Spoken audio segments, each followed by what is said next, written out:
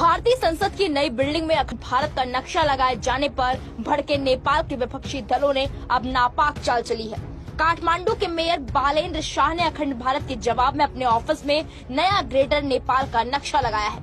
इसमें यूपी और बिहार के कई इलाकों को नेपाल का हिस्सा दिखाया गया है। वहीं नेपाल की सरकार ने अब तक इस मामले में कोई प्रतिक्रिया नहीं दी है, लेकिन विपक्षी दल इस पूरे मामले को बेवजह गरमाए हुए हैं।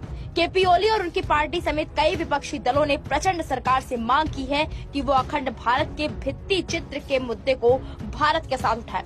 इस बीच भारतीय विदेश मंत्री एस जयशंकर ने एक बार फिर साफ कह दिया कि ये नक्शा सम्राट अशोक के साम्राज्य को दिखाता है।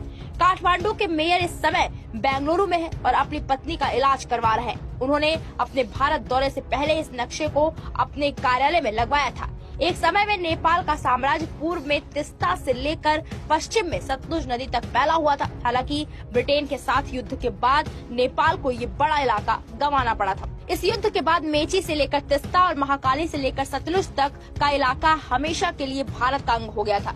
इस नए नक्शे में यूपी का गोरखपुर और उससे लगा इलाका और बिहार के कई इलाके नेपाल का हिस्सा दिखाए गए हैं। मीडिया रिपोर्ट्स के मुताबिक नेपाली मेयर के कार्यालय में लगे ग्रेटर नेपाल के नक्शे में पूर्व में तिस्ता और पश्चिम में कांगड़ा तक का भारतीय इलाका दिखाया गया है। इतना ही नहीं, नेपाल में अब ये मांग उठ रही है कि इन इलाकों को नेपाल को वापस किया जाए। भारत समर्थक कही जाने वाली नेपाली कांग्रेस पार्टी के नेता गगन थापा ने कहा, नेपाल सरकार को आधिकारिक रूप से ग्रेटर नेपाल का नक्शा प्रकाशित करना चाहिए। अगर एक देश सांस्कृतिक नक्शा प्रकाशित करता है और आगे बढ़ता है तो नेपाल को भी ग्रेटर नेपाल का नक्शा प्रकाशित करने का अधिकार है। अगर नेपाल नया नक्शा प्रकाशित करता है तो भारत को इस पर आपत्ति नहीं जताना चाहिए। इसकी बजाय भारत को इसे स्वीकार करना चाहिए।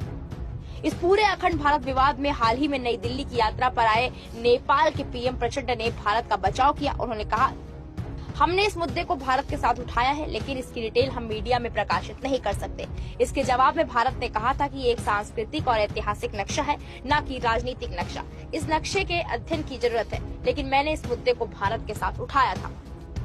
इससे पहले अखंड भारत नक्शे के मामले में नेपाल के पूर्व प्रधानमंत्री बाबूराम भट्टाराई ने भारत को चेतावनी दी थी। भारत और नेपाल के बीच इस समय कालापानी, लिपुलेख और लिपियानधुरा को लेकर सीमा विवाद है। ये सभी इलाके अभी भारतीय नियंत्रण में हैं और नेपाल इन पर अपना दावा करता है। साल 2020 में चीन के इशारे पर नाचने वाले केपी ओली ने इन इलाकों को नेपाल का हिस्सा बताते हुए नया नक्शा जारी किया था। इसके बाद दोनों के बीच रिश्ते रसातल में चले गए।